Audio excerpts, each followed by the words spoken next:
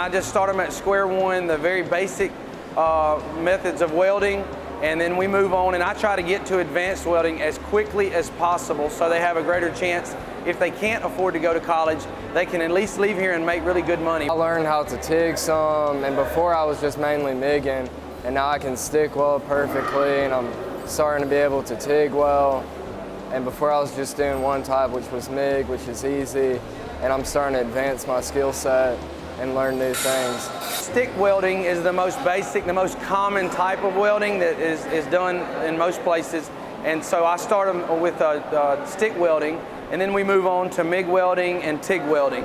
I think we have one of the best labs in all of Tuscaloosa, and the program's great, the teacher's great, we have all the materials and everything we could have.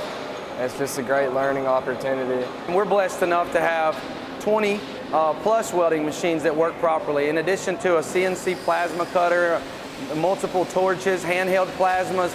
Most small schools, even like a lot of the colleges, don't have TIG welding machines, and just the amount of welding machines we have. They're at a great advantage. There are some mentors to me across the state that have the similar goals for their students, but for the most part, your high school students are not going to TIG weld in other places. And I really push TIG welding. Not everybody agrees with that, but the industry in the local area, they need it, and the students need a chance to get in those jobs. And so I really push TIG welding. So I think in that particular way, they're at an advantage.